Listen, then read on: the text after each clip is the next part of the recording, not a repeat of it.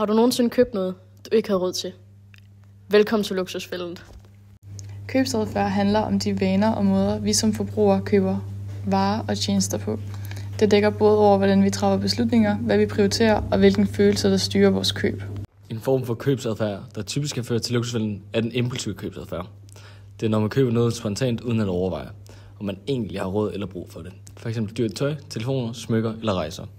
Når man handler på følelser i stedet for fornuft, kan det hurtigt betyde, at man bruger flere penge, end man har. Derudover kan vanekøb også spille en rolle, hvis man f.eks. altid vælger de dyreste mærkevarer, uden at tænke over billige alternativer. Det samme gælder social købsadfærd, hvor man køber ting for at følge med venner eller vise status.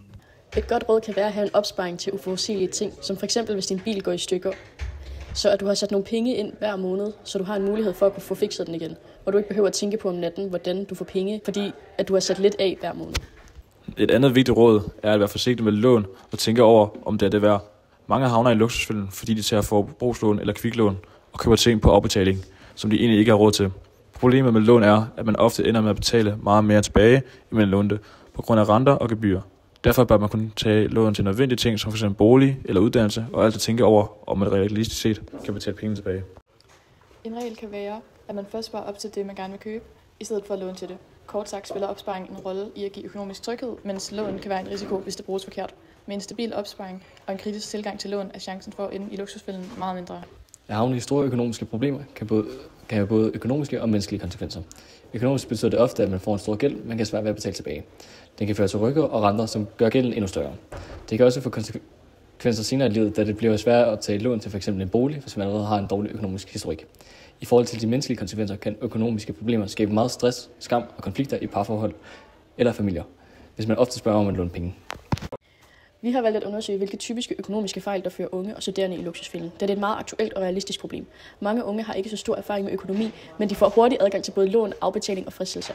Derfor er det interessant at se på, hvilke fejl de typiske begår, og hvordan disse fejl udgås. Typiske økonomiske fejl, som unge og studerende i luksusfælden ofte laver, er at de f.eks. bruger flere penge end de faktisk har. Det kan være på ting som tøj, smykker, restaurantbesøg og byture, hvilket hurtigt kan blive meget dyrt, især hvis du ikke har en stabil indkomst. Mange køber på afbetaling eller tager kviklån, fordi det virker nemt og hurtigt, men de glemmer de høje renter. De mangler ofte et budget og overblik over faste udgifter som husleje, mad og transport. Samtidig undervurderer de, hvor meget små ting som takeaway eller kantinemad, shopping og streamingtjenester faktisk koster på længere sigt.